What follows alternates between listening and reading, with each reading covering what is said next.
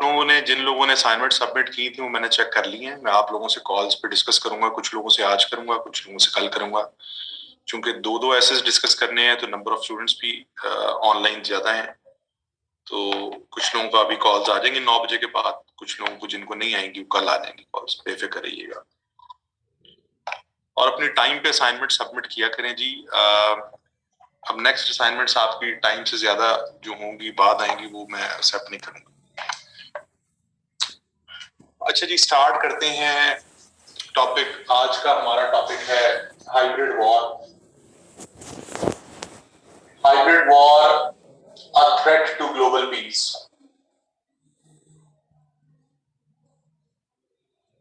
Hybrid war एक बड़ा ही comprehensive topic है। इसको मैं जब करंट अफेयर्स में पढ़ाता हूं तो एक बिल्कुल डिफरेंट और एक बड़े थ्योरेटिकल और इन डेप्थ जाकर पढ़ाता हूं। लेकिन जब हम इसको एसए के पर्सपेक्टिव से देखते हैं तो एसए में हमने चूंकि एक डोमेन को फॉलो करना होता है, तो इसमें फिर हम एक जेनेरिक पर्सपेक्टिव से हाइब्रिड वॉर को देखते हैं। तो आप लोगों में से जो लोग करंट अफेयर्स की वर्कशॉप ले रहे हैं, मैंने आज ये टॉपिक करंट अफेयर्स में भी पढ़ाना है, लेकिन उसमें एक बिल्कुल डिफरेंट पर्सपेक्टिव होगा। थोड़ी सी ये चीजें होंगी, बाकी इन डेप्थ होगा। लेकिन ऐसे में हम एक जेनेरिक पर्सपेक्टिव से इसको स्टडी करेंगे। बंद कर दीजिए।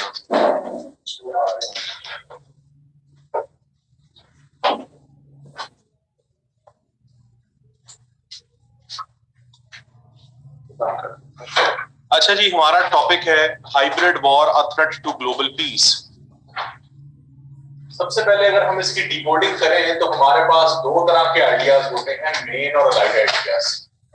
तो अगर हम डिकोडिंग करें इसकी और मुझे बताएं कि इसमें कैसे हम इसको सॉर्ट आउट करेंगे।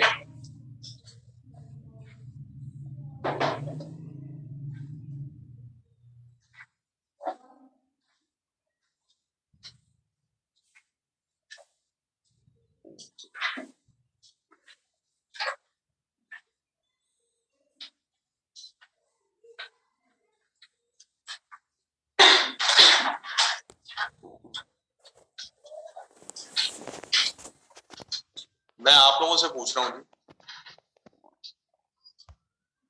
जी, कॉजेस कैसे आएंगी? मतलब कि सर हाइब्रिड वॉर हो कैसे? देखिए जी, सबसे पहला मेन आपका आइडिया होगा कॉन्सेप्ट ऑफ हाइब्रिड वॉर। इसको सिर्फ आप एक पैराग्राफ में एक्सप्लेन करेंगे अपने एसे में। उसके बाद आप बताएंगे हाइब्रिड वॉर कैसे थ्रेट है। How hybrid war is a threat to global peace. How is hybrid war a threat to global peace.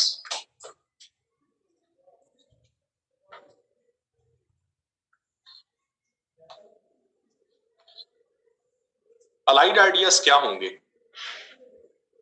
Allied idea आपको नहीं समझ आएगी, मैं खुद बता देता हूं। चूंकि ये एक टेक्निकल टॉपिक है, एक डोमेन के ऊपर, हाइब्रिड वॉर के ऊपर है, तो आप यहां पर लिखेंगे टैक्टिक्स, वो मेथोडोलॉजीज, वो टैक्टिक्स जिनके थ्रू हाइब्रिड वॉर लड़ी जाती है। समझ आ गई बात? Tactics, methodologies to fight hybrid war, और उसके बाद वे फॉरवर्ड आ जाएगी सॉल्यूशन।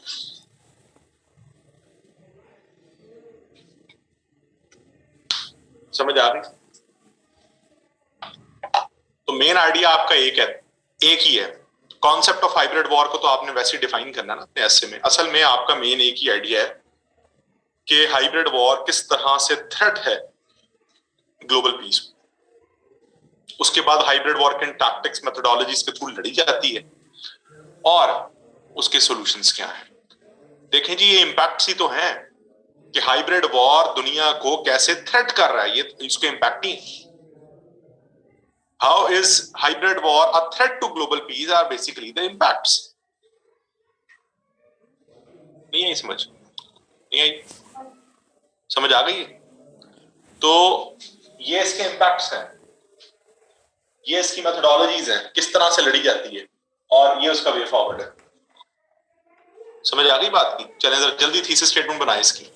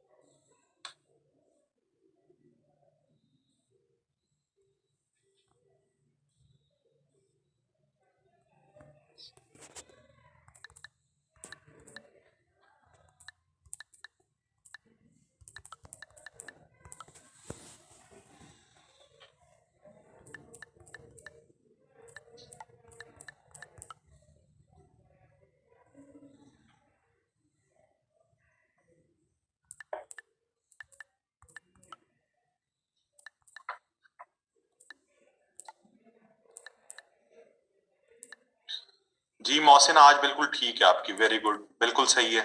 आज ठीक बनाई है आपने थीसिस स्टेटमेंट,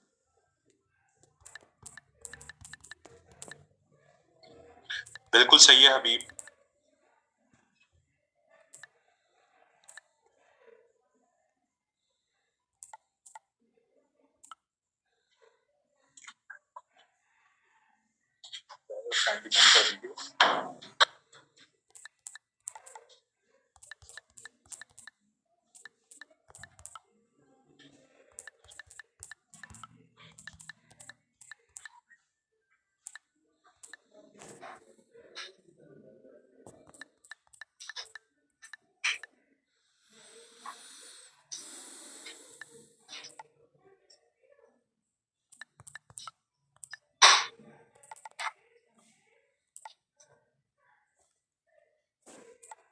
वकार, इसमें आपने ये कहाँ लिखा है कि ये मल्टीपल टैक्टिक्स मेथोडोलॉजीज के थ्रू लड़ी जाती है? ये तो लिखा ही नहीं है आपने इसमें।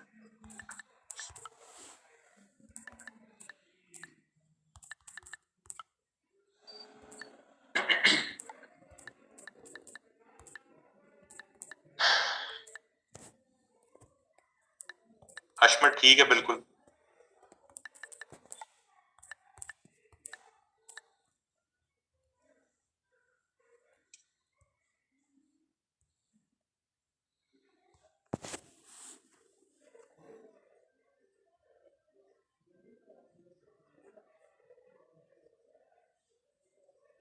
उमर, ये तो आपने एक ही बात कर दी ना दो दफा। ये जरा देखें आप, hybrid war is causing great implications in different arenas resulting in grave repercussions.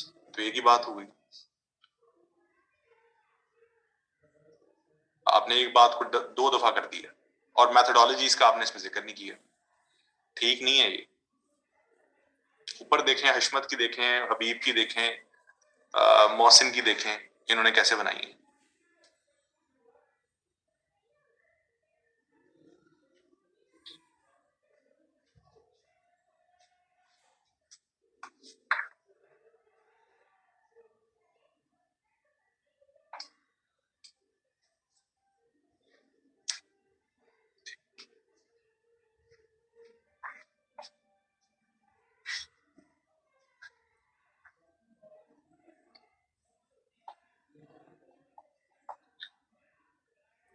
Pertinent के स्पेलिंग नूर गलत है, एन ए नहीं होता, एन ई होता है। ओवरऑल ठीक है। यासिर ठीक है बिल्कुल। चलें जी, जरा जल्दी करें, फिजिकल स्टूडेंट्स बहुत स्लो हैं आप लोग।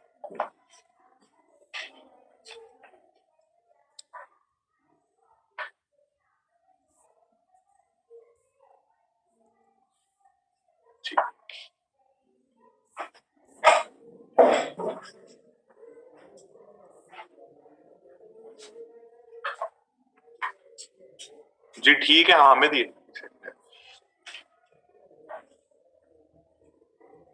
जी ठीक है निमरा।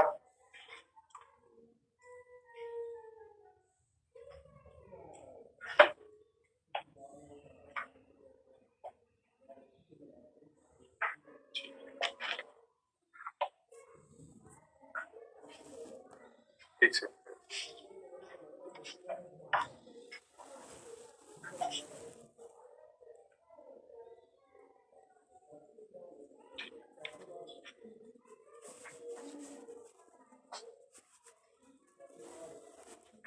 बहुत बड़ी लिख दी है। ये को लिख दी है, is the priority of all state for threat of problem. ये को लिखा है। बहुत मतलब पूरी पॉइंट लिखनी है, हम नहीं, इन दोनों की देखें।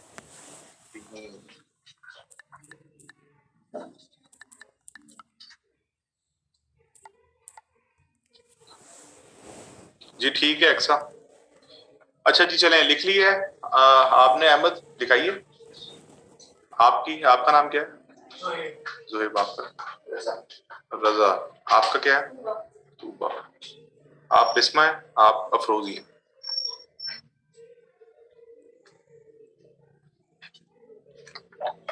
अच्छा जी, इसकी जरा आउटलाइन बना लेते हैं। इसकी आउटलाइन थोड़ा जरा कन्वेंशनल तरीके से बनेगी। सबसे पहले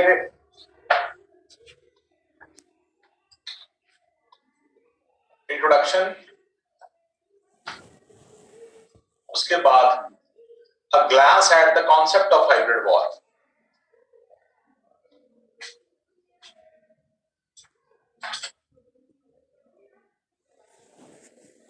इसके नीचे कोई सब हेडिंग्स नहीं आएगी। इंट्रोडक्शन के बाद एक पैराग्राफ में आप एक्सप्लेन करेंगे the concept of hybrid war, ठीक है जी। उसके बाद जी आप लिखेंगे मैथडोलॉजीज और tactics to fight hybrid war.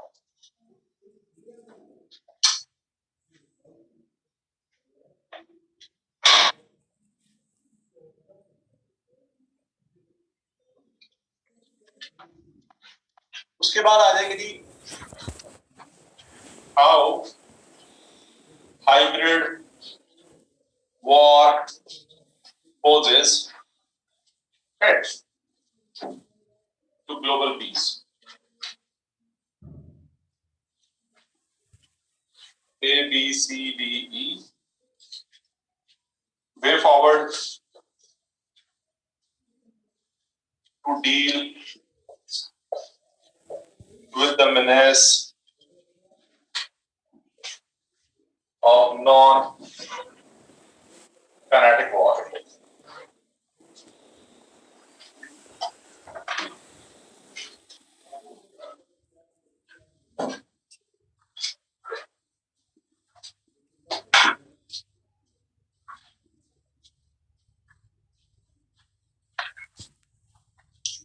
Jalan बिल्कुल ठीक है, आपकी भी थीसिस स्टेटमेंट गुड।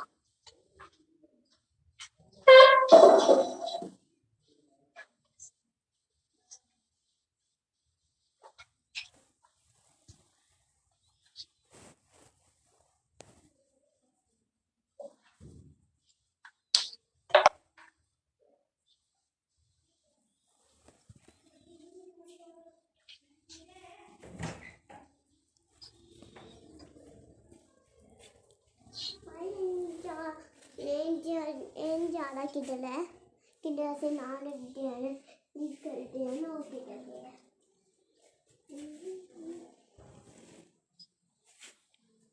मक खुलाया गया वाइट बोर्ड,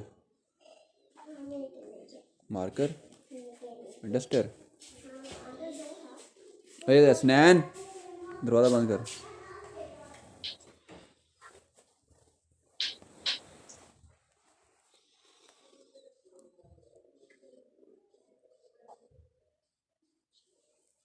लास्ट पॉइंट है कि way forward to deal with the menace of non kinetic war.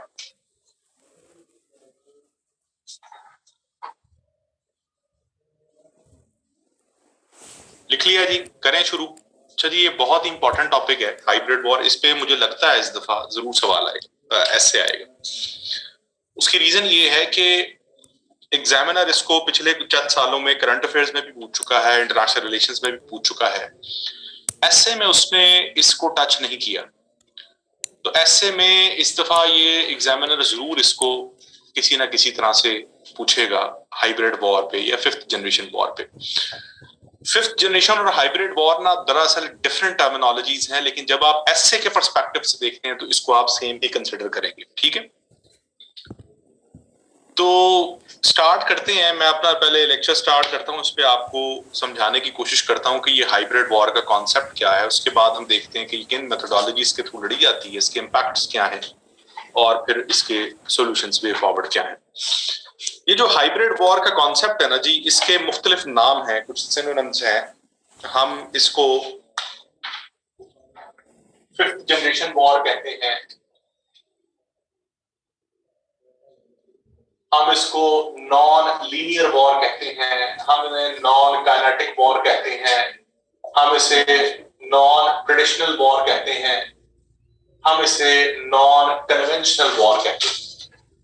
ये सारे इसके मुख्तलिफ सिनोनिम्स हैं कि non linear, non kinetic, non conventional, non traditional and fifth generation. इन सब में एक बहुत अहम नाम जो है ना वो है fifth generation war. Fifth generation war का मतलब जंगों की पांचवी नस्ल, जंगों की पांचवी जनरेशन। ठीक है, जिसे हम हाइब्रिड वॉर कहते हैं। इससे पहले कि हम ये समझें कि what is actually the concept of fifth generation और हाइब्रिड वॉर, हमें पहले ये समझ लेना चाहिए कि वॉर का कॉन्सेप्ट किस तरह ट्रांसफॉर्म हुआ from first generation to fifth generation. पहली जनरेशन में जंगें कैसे लड़ी जाती थी, फिर दूसरी में कैसे लड़ी जाती थी, तीसरी में, चौथी में, और आज जो पांचवी जनरेशन में लड़ी जाती हैं वो कैसे लड़ी जाती हैं, जिसे हम एक्चुअली हाइब्रिड वॉर कहते हैं। ठीक है, तो एक ओवरव्यू लेते हैं the concept of war, the transformation in the concept of war from first generation to fifth generation. तो हमें समझ आ जाएगी वॉर का कॉन्सेप्ट कैसे ट्रांसफॉर्म हुआ, कैसे चेंज हुआ, और आज जो फिफ्थ जनरेशन का कॉन्सेप्ट है वो एक्चुअली है क्या। ठीक है, जो पहले दौर में जंगें लड़ी जाती थी ना, वो उनके दो कैरेक्टरिस्टिक्स थे। जो फर्स्ट जनरेशन वॉर्स थी ना, उनमें दो फीचर्स थे। नंबर वन, एक फीचर ये था कि ट्रेडिशनल राइवल्स एक दूसरे से आमने सामने आकर लड़ा करते थे। ट्रेडिशनल राइवल्स, मुझे पता है मेरा दुश्मन कौन है, मेरे दुश्मन को पता है कि मैं उसका दुश्मन, मेरी कितनी कैपेबिलिटीज हैं, क्या चीज है।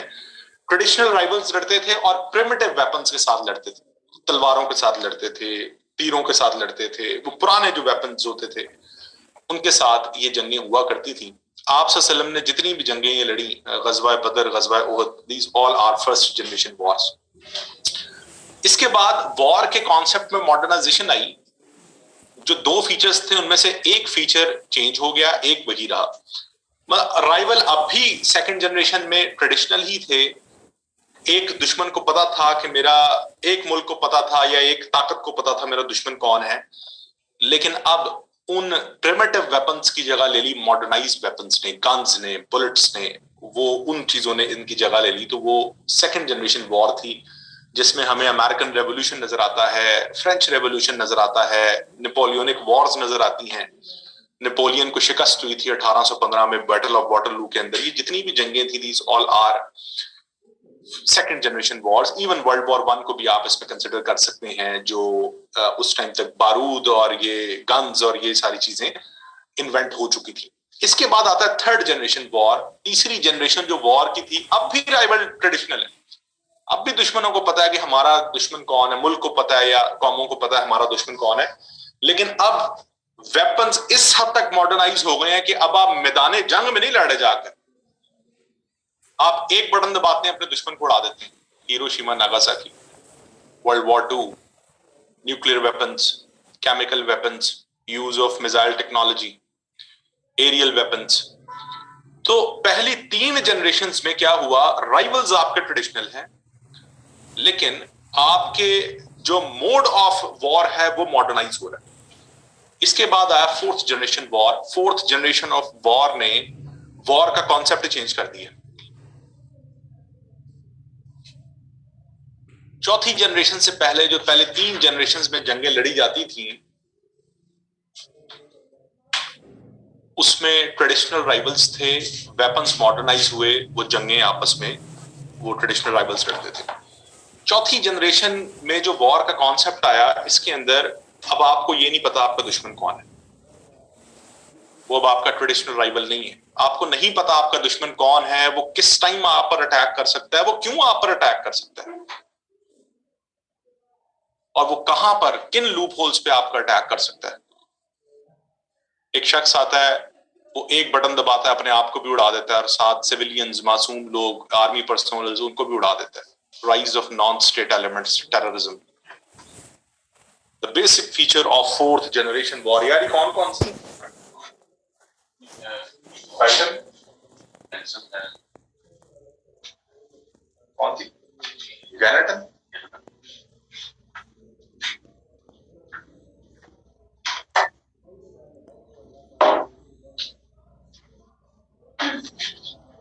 अच्छा समझ आ गई फोर्थ जनरेशन की। इसके बाद आया फिफ्थ। अच्छा, अभी दुनिया इस फोर्थ जनरेशन के कॉन्सेप्ट को देख रही थी कि इससे कैसे कोप अप किया जाए। बड़े बड़े दुनिया के वॉर स्ट्रैटेजिस्ट, थिंकर्स बैठे सर जोड़ करके किस तरह इस टेररिज्म के मसले से जान छुड़वाई जाए। इसी सारे दौरानिये के अंदर एक नया कॉन्सेप्ट इमर्ज हुआ, and that is fifth generation war. Fifth generation war का कॉन्सेप्ट ये है कि आज हम जिस दुनिया में रह रहे हैं, this is a nuclear age. आज मुल्कों के पास न्यूक्लियर वेपन्स हैं, न्यूक्लियर वेपन्स नहीं भी हैं तो उनके पास बहुत से खतरनाक किस्म के केमिकल वेपन्स हैं। तो एक मुल्क को पता है कि अगर मेरी दुश्मन मुल्क से डायरेक्ट मिलिट्री कन्फ्रंटेशन होगी तो उसमें हमारा नुकसान बहुत ज्यादा होगा, फाइनेंशियल कॉस्ट लगेगी, कैजुअलिटीज होंगी, और ये भी सूरत हाल बन सकती है कि न्यूक्लियर वेपन्स चलाने पड़ जाएं। तो बजाय इसके कि हम डायरेक्ट वॉर करें, हम कुछ मैथडोलॉजीज, टैक्टिक्स का इस्तेमाल करते हुए दुश्मन को अंदरूनी तौर पर कमजोर कर दें ताकि वो हमारी बराबरी में खड़ा ही ना हो सके। This is the concept of hybrid war और इनडायरेक्ट वॉरफेयर। डायरेक्ट नहीं लड़ना, कुछ टैक्टिक्स, कुछ मैथडोलॉजीज का इस्तेमाल करते हुए अंदरूनी सतह पर अपने दुश्मन को कमजोर कर देना ताकि वो आपकी बराबरी में खड़ा ही ना हो सके। आप लोगों ने नाम सुना होगा प्रॉक्सी वॉर्स का, इंसर्जेंसी का, इकोनॉमिक स्ट्रैंगुलेशन का, economic sanctions, political subversion, regime change, foreign intervention in elections, cyber attacks, biological warfare, social media warfare, information warfare, propaganda। सुने अभी इनको डिस्कस भी करते हैं। तो डायरेक्ट नहीं आप लड़े दुश्मन से, डायरेक्ट कन्फ्रंटेशन नहीं है, इनडायरेक्ट टूल्स का इस्तेमाल करते हुए अंदरूनी सतह पर उसे कमजोर कर रहे हैं। This is the concept of hybrid war और फिफ्थ जनरेशन वॉर। बात समझ आई? कॉन्सेप्ट समझ आ गया जी सबको कि क्या होती है हाइब्रिड वॉर?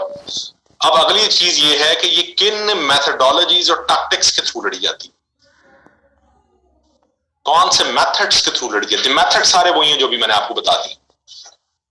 पहला मेथड है जी प्रॉक्सी वॉर्स। ये प्रॉक्सी वॉर्स क्या होती है? अभी नाम सुना जी प्रॉक्सी वॉर्स का। प्रॉक्सी वॉर ये होती है कि दो मुल्क है, वो आपस में नहीं लड़ रहे।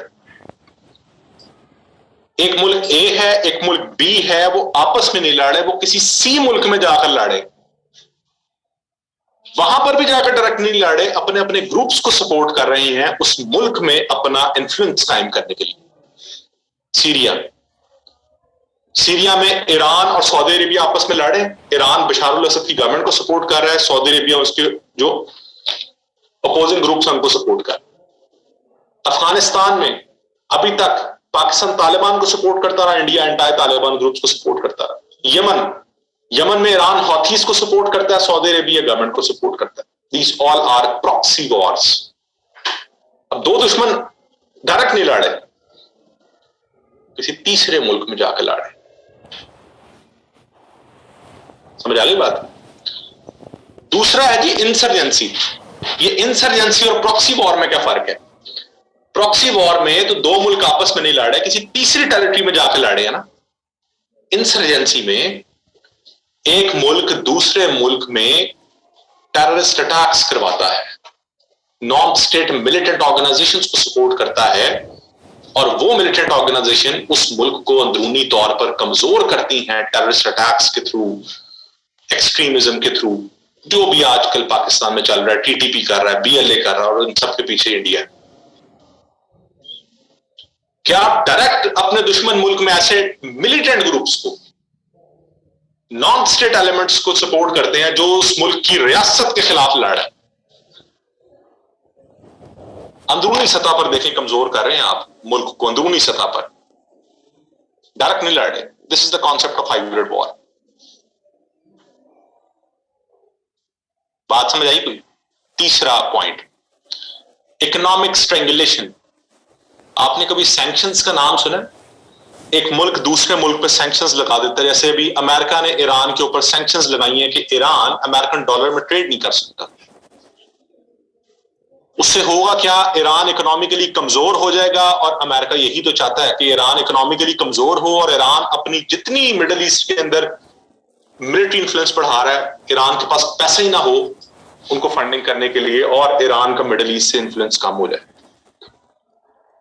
इकोनॉमिक टूल्स का आप इस्तेमाल करते हैं अपने दुश्मन को कमजोर करने के लिए। पाकिस्तान को अमेरिका ने एफएटीएफ में डाला हुआ है, ग्रे लिस्ट किया हुआ है। उसका नुकसान क्या है कि हमारे मुल्क में इन्वेस्टमेंट्स नहीं आती, हम ग्रे लिस्टेड हैं। हमारे बैंकिंग चैनल्स के ऊपर बहुत बड़ा सवालिया निशान है। इंटरनेशनल बैंक्स हमें लोन देने से घबराते हैं। इंटरनेशनल ऑर्गेनाइजेशंस, बाकी दुनिया के मुल्क हमारे मुल्क में फॉरेन इन्वेस्टमेंट्स करने से घबराते हैं कि पाकिस्तान का तो बैंकिंग चैनल ही बहुत कमजोर है, यहां से मनी लॉन्ड्रिंग हो जाती है, यहां से टेररिस्ट फाइनेंसिंग हो जाती है, इनके बैंक अकाउंट्स हैक हो जाते हैं, और अगर हम ब्लैकलिस्ट हो जाते हैं तो हमारे ऊपर इकोनॉमिक सैंक्शंस लग देंगे। और ये क्यों अमेरिका ने किया? अफगानिस्तान में हमसे कंपनसेशंस लेने के लिए, अपनी टर्म्स एंड कंडीशंस पे विड्रॉल करने के लिए। समझ आ रही बात की? ये हाइब्रिड वॉर है। और चौथा, पॉलिटिकल सबवर्जन। पॉलिटिकल सबवर्जन क्या होता है? किसी दूसरे मुल्क में रिजीम चेंज करवा देना। अमेरिका की शुरू से रिजीम चेंज पॉलिसी रही है कि अपने दुश्मन मुल्क में रिजीम चेंज कर दो। अभी आप लोगों ने देखा रशिया अमेरिकन इलेक्शंस में ट्रंप को, अब बहुत बड़ा एलिगेशन रशिया के ऊपर लगाया गया कि ट्रंप को इलेक्शन जितवाने में रशिया का बहुत अहम किरदार है। रशिया ने ट्रंप के इलेक्शन से कुछ अर्सा पहले अमेरिका के अंदर फेसबुक के ऊपर, इंस्टाग्राम के ऊपर लाखों फेक अकाउंट्स बनाए और वहां से उसने एक पूरी कैंपेन शुरू कर दी सोशल मीडिया के ऊपर, ट्रंप, प्रो ट्रंप और anti Hillary Clinton, narrative building, meddling इन इलेक्शंस। इसको आप इसमें भी लिख सकते हैं, इसको आप इंफॉर्मेशन वॉरफेयर या प्रोपेगेंडा में भी लिख सकते हैं। एक रशिया ने जो अमेरिकन इलेक्शंस के अंदर इंटरवेंशन की और ट्रंप को जितवाने में एक एलर्ज किया जाता है ना, एक एलर्ज रोल रहा उसका रशिया का ट्रंप को इलेक्शन जितवाने में, इससे पिछला जो इलेक्शन हुआ था। और फिर उसका नुकसान क्या हुआ? 4 साल ही बहस चलती रही अमेरिका के अंदर, अमेरिका की पॉलिटिकल इंस्टेबिलिटी अमेरिका के अंदर फैली रही कि जी रशिया ने इंटरवीन किया है, ट्रंप धांधली से जीता है। अमेरिका वो मुल्क है जो कि एक प्रॉस्पर डेमोक्रेसी है, उसकी डेमोक्रेसी के ऊपर सवालिया निशान खड़ा हो गया। ट्रंप इलेक्शन हारा, उसने भी धांधली का शोर मचा दिया कि मेरे साथ जाती हुई। नुकसान किसे हो रहा है? अमेरिकन पॉलिटिकल सिस्टम को, जो कि एक प्रॉस्पर डेमोक्रेसी है, उसकी डेमोक्रेसी पे सवालिया निशान खड़े हो रहे हैं। और उससे दुनिया को तासुर ये जा रहा है कि अमेरिका जैसे मुल्क में अगर डेमोक्रेसी प्रोटेक्टेड नहीं है तो फिर पाकिस्तान जैसे मुल्क में या इस तरह के इधर उधर के मुल्कों में क्या होगी?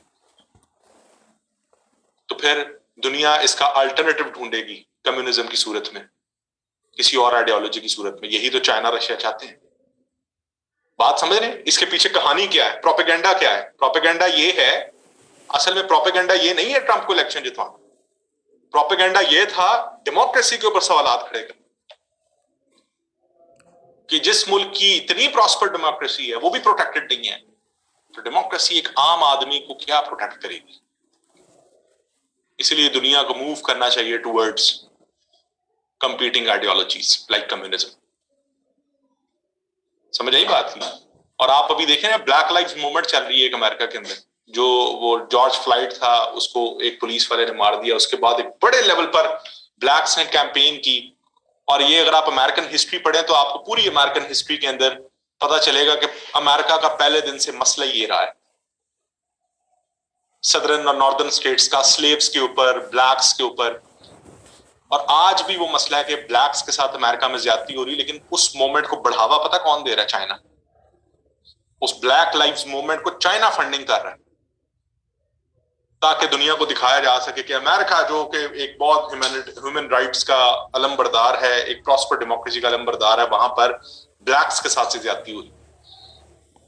जबकि चाइना खुद वीगर मुसलमानों के साथ और वो हांगकांग के लोगों के साथ ज्यादती कर रहा है। बहरहाल बताने का मकसद, these all are propaganda tactics of one country against its rival. तो this is the concept of hybrid war. अब आप ये देख रहे हैं कि डायरेक्ट नहीं कोई दुश्मन ने किसी पर बम मारा या किसी ने जाकर अपनी फौजें उतार दी, इनडायरेक्ट टूल्स का इस्तेमाल हो रहा है। इसी तरह से साइबर अटैक्स हैं कि आप इंफॉर्मेशन टेक्नोलॉजी का इस्तेमाल करते हुए किसी मुल्क की बैंकिंग चैनल को हैक कर लें, किसी मुल्क की इंपॉर्टेंट जो नेशनल सिक्योरिटी की वेबसाइट है वहां से इंफॉर्मेशन लीक कर दें। आप किसी मुल्क की जैसे इसराइल ये क्लेम करता है कि ईरान अपना न्यूक्लियर प्रोग्राम बना रहा था, हमने एक वायरस बनाया स्टक्सनेट नामी, वो वायरस ईरान की न्यूक्लियर इंस्टॉलेशंस में हमने डाल दिया, ईरान का न्यूक्लियर प्रोग्राम खराब हो गया उससे और उसको बड़ा नुकसान पहुंचा। ईरान इसे डिनाई करता है Bharat. These all are cyber attacks. और इसके बाद इंफॉर्मेशन वॉरफेयर। इंफॉर्मेशन वॉरफेयर का मतलब use of social media to spread their specific narrative among the people. अब सोशल मीडिया को कैसे इस्तेमाल किया जाता है? आप अक्सर देखते हैं ये टेररिस्ट ऑर्गेनाइजेशंस जो हैं ये अपने नैरेटिव्स लोगों तक पहुंचाती हैं सोशल मीडिया के थ्रू। अभी साहिवाल इंसिडेंट हुआ था, आपको याद होगा 2-2.5 साल पहले, जिसमें एक फैमिली को जो काउंटर सीटीडी की तरफ से निशाना बनाया गया था। अब इसमें कोई शक नहीं कि वो बहुत बड़ा इंटेलिजेंस लेवल पर फेलियर था हमारी इंटेलिजेंस एजेंसीज का, कि उन्होंने एक मासूम मियाँ बीवी को मार दिया, उन पर फायरिंग की, उनके मासूम बच्चे थे। लेकिन उसके बाद सोशल मीडिया के ऊपर एक बड़ी नैरेटिव बिल्डिंग हुई बहुत बड़े लेवल पर, कि पाकिस्तानी रियासत अपने लोगों को मार रही है, पाकिस्तान के रियासती इदारे अपने लोगों की परसिक्यूशन कर रहे हैं। मकसद क्या था? अवाम को गुमराह करना और अवाम को अपनी रियासत के खिलाफ खड़ा करना। सिविल वॉर की तरह का एक एनवायरनमेंट क्रिएट कर देना। तो ये सब क्यों होता है? ये सब होता है जब एक मुल्क चाहता है कि हम डायरेक्टली ना लड़ें, हम इनडायरेक्ट टैक्टिक्स के थ्रू अपने दुश्मन को अंदरूनी सतह पर कमजोर कर दें।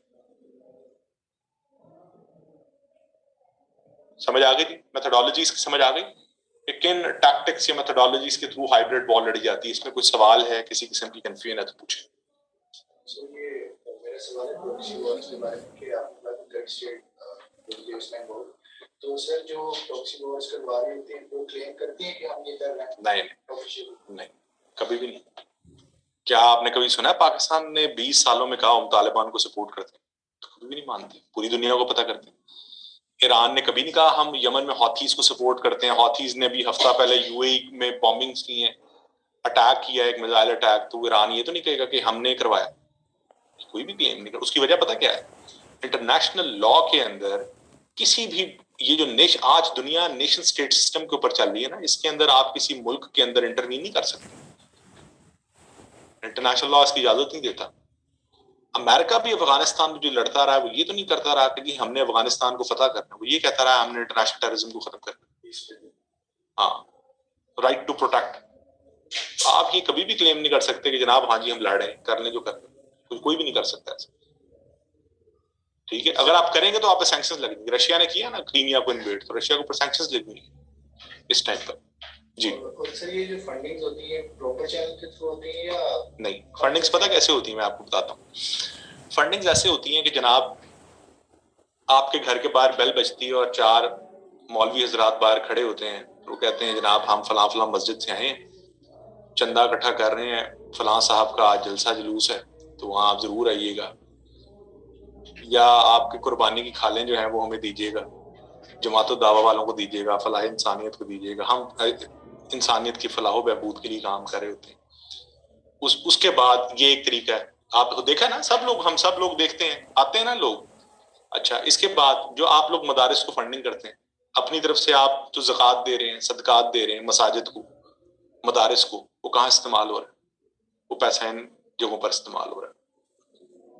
जितनी फंडिंग मदारिस को इस टाइम पर हो रही है, मदारिस को चंदे वगैरह हर चीज आती है, कितने बड़े लेवल पर आती है। इन चीजों का जो ज़कात, सदकात और इन चीजों का जो इस्लाम ने हमें हुक्म दिया है, इनको मिसयूज किया जाता है इन एलिमेंट्स के थ्रू। हम तो एक साफ नीयत से देते हैं ना, ये लोग आके उसको मिसयूज करते हैं। ये लोग उस पैसे को इस्तेमाल करते हैं ट्रेनिंग्स के लिए, फिर ये लोग उसी पैसे को इस्तेमाल करते हैं आपकी वेपन्स खरीदने के लिए, और फिर इसी पैसे को इस्तेमाल करके जो छोटे छोटे बच्चे हैं उनको जिहाद का नैरेटिव दिया जाता है। आप देखें जरा जाके क्या पढ़ाया जा रहा है मदारिस में, फिर उनको इन मिशंस पे भेजा जाता है। लाल मस्जिद क्या था? यही सब कुछ था।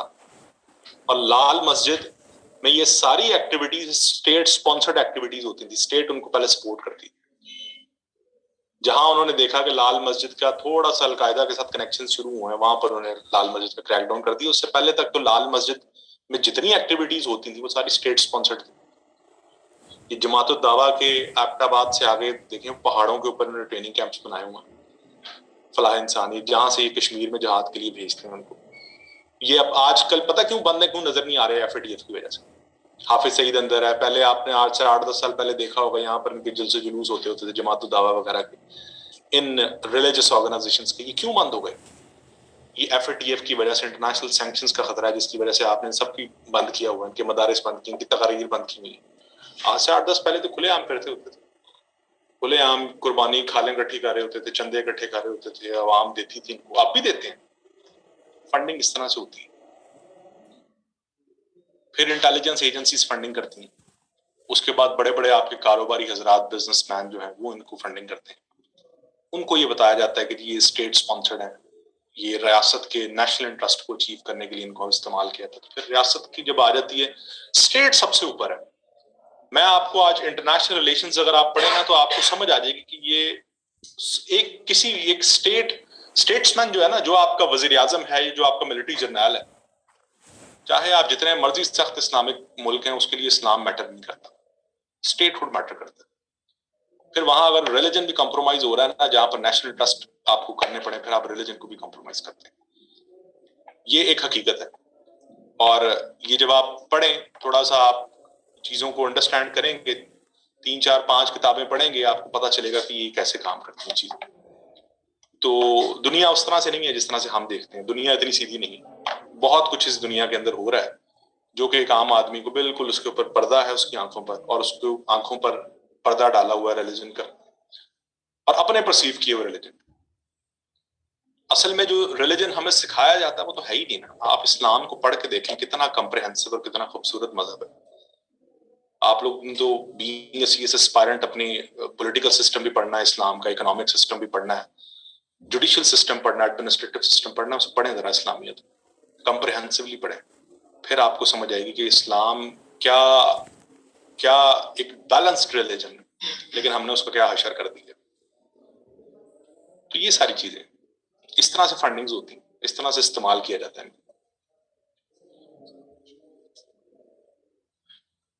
यूएस जी किस तरह से फ्रीज कर लेता है एसेट्स? यूएस इस तरह से फ्रीज करता है कि पूरी दुनिया में ना यूएस डॉलर में ट्रेड होती है, यूएस डॉलर में ट्रेड होती है पूरी दुनिया में, सुन लीजिएगा। और हर मुल्क के पास ना इंटरनेशनल करेंसी यूएस डॉलर्स होने चाहिए, जिसे हम फॉरेन एक्सचेंज रिजर्व्स कहते हैं। लेट सपोज मेरे पास 10 अरब यूएस डॉलर पड़ा हुआ है। यूएस आज कहेगा कि जनाब इस मुल्क के ऊपर मैंने अपनी तरफ से सैंक्शंस लगा दी हैं, ये कोई मुल्क भी इस मुल्क के साथ डॉलर्स में ट्रेड नहीं करेगा। अच्छा, मैं दूसरे मुल्क को कहता हूं कि जनाब मैंने आपसे चीज खरीदनी है, ये लें पैसे। वो कहेगा जी मैं तो आपसे लूंगा नहीं, क्योंकि आप पे यूएस पे सैंक्शंस लगाएंगे, मैं आपसे डॉलर ले ही नहीं सकता। अगर मैंने आपसे ट्रांजैक्शन की तो यूएस मेरे ऊपर भी सैंक्शंस लगा देगा। तो यूएस पूरी दुनिया को कहता है कि जनाब अगर आपने इस मुल्क के साथ ट्रेड की तो हम आप पे भी सैंक्शंस लगा देंगे। तो फिर जो आपके पास पैसे पड़े होते हैं ना, वो फ्रीज हो जाते हैं, उनको आप इस्तेमाल ही नहीं कर सकते। कोई भी आपसे वो पैसे नहीं लेके आपको कोई चीज नहीं देगा, क्योंकि पूरी दुनिया को पता है कि इस मुल्क के ऊपर सैंक्शंस लगी होंगी। और अगर हमने इसके साथ काम किया तो यूएस एक सुपर पावर, यूएस की दुनिया में करेंसी डोमिनेट करती है, यूएस हमारे ऊपर भी सैंक्शन लगा देगी। समझ आ गई बात? अच्छा जी, इसके बाद जी किस तरह से हाइब्रिड वॉर एक थ्रेट है ग्लोबल पीस को? सिंपल, जहां जहां प्रॉक्सी वॉर्स हो रही है, जहां जहां इंसर्जेंसी हो रही है, टेररिस्ट अटैक्स हो रहे हैं, वहां पे क्या हो रहा है? ह्यूमन राइट्स वायलेशन हो रही, लोग मर रहे हैं ना। पहला पॉइंट ह्यूमन राइट्स वायलेशन। दूसरा पॉइंट इंफ्रास्ट्रक्चर डेवस्टेशन, इंफ्रास्ट्रक्चर तबाह हो रहा है जहां जहां पे ऐसी एक्टिविटीज हो रही है।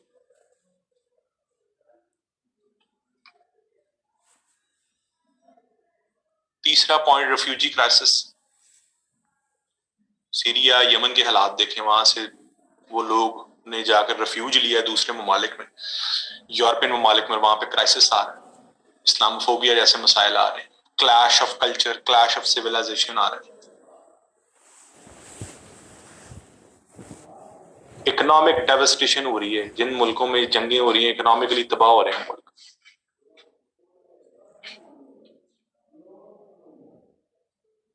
फूड सिक्योरिटी बढ़ रही है, अफगानिस्तान को फूड इनसिक्योरिटी, अफगानिस्तान का केस आपके सामने है, यमन का केस आपके सामने है।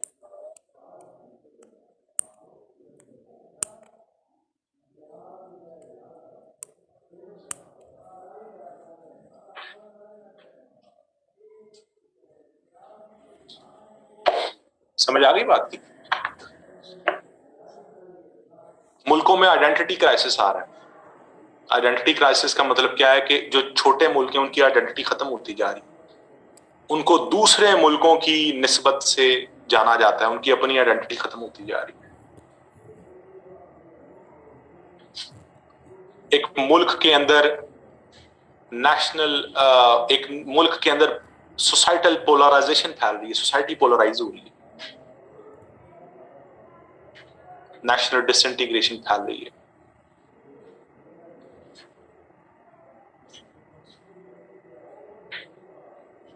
समझ आ गई है सारे पॉइंट्स? कोई अगर चीज नहीं समझ आई तो पूछ लें इसमें।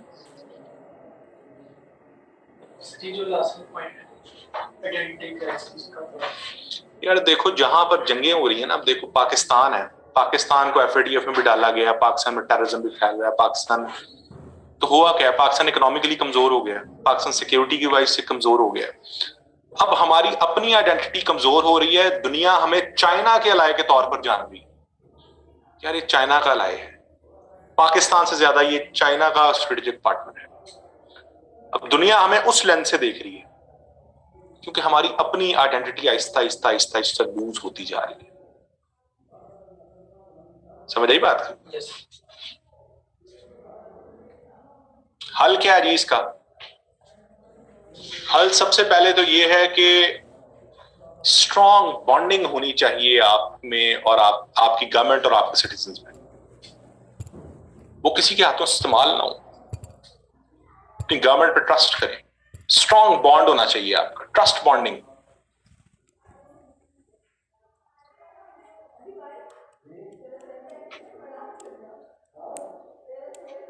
A strong, robust and vibrant foreign policy, एक वाइब्रेंट फॉरेन पॉलिसी होनी चाहिए।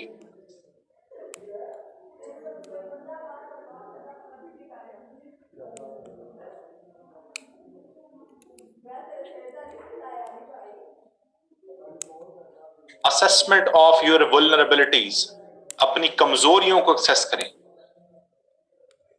उन पे काम करें।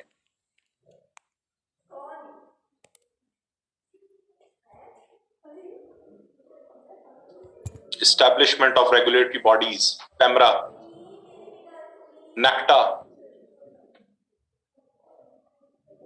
FIA cyber crime institutions, regulatory authorities की कैपेसिटी बिल्डिंग करें, अपने सिक्योरिटी इदारों की कैपेसिटी बिल्डिंग करें कि वो इस तरह के मसाइल से निकल सकें।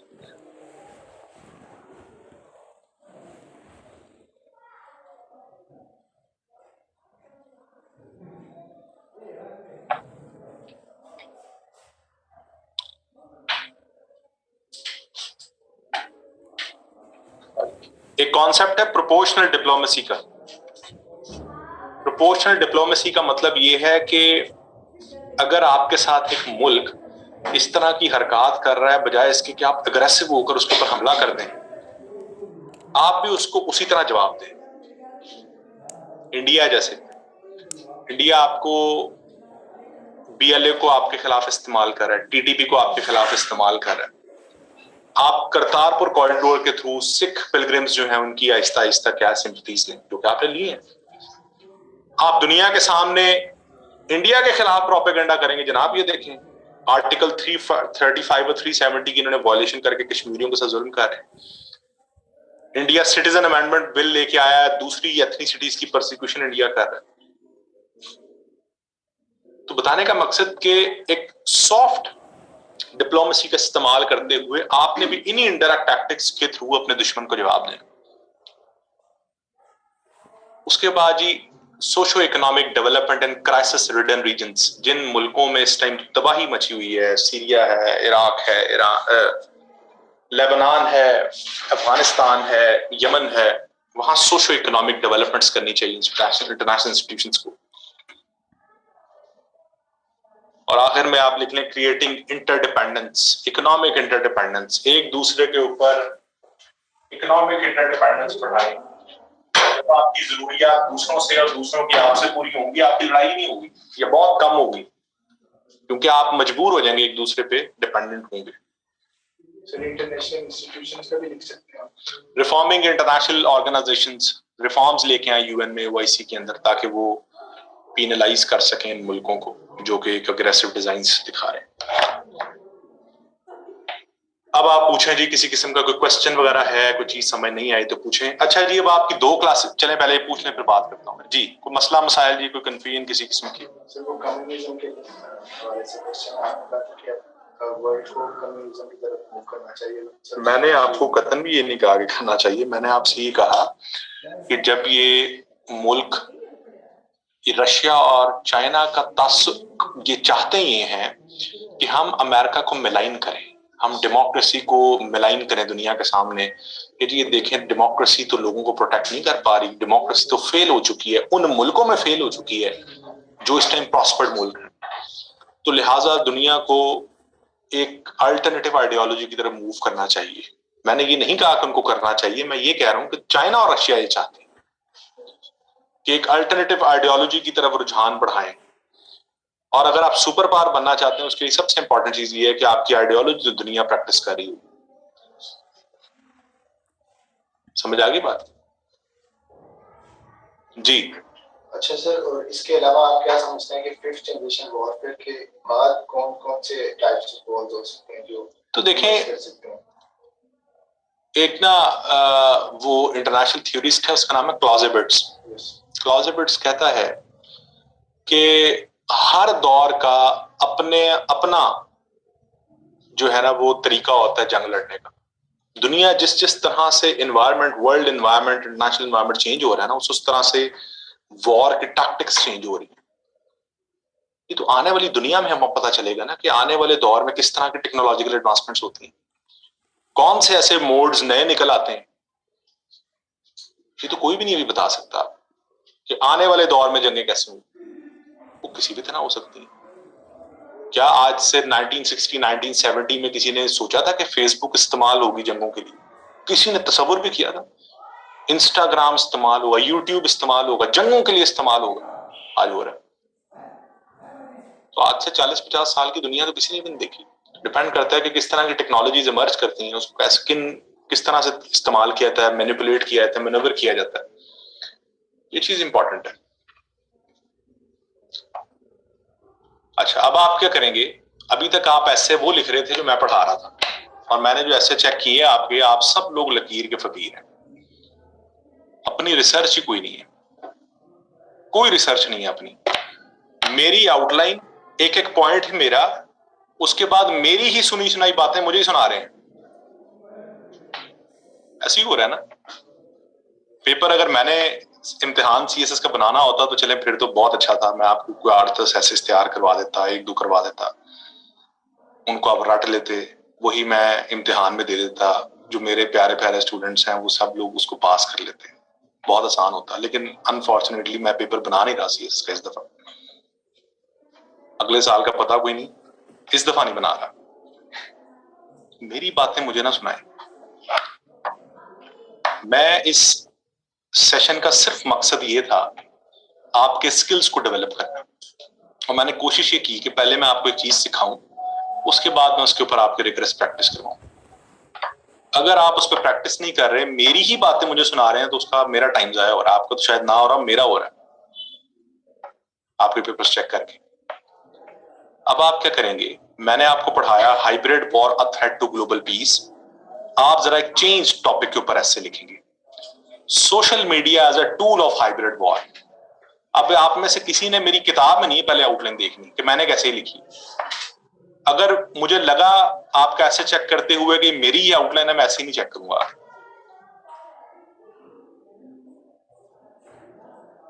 Social media is a tool of hybrid war. हाँ जी, ये आप कब चेक करवाएंगे? वेडनेसडे को सबमिट करना है ऐसे आप। और नेक्स्ट 2 क्लासेस में मैं अब आपसे इन डिटेल ऐसे डिस्कस नहीं करूंगा।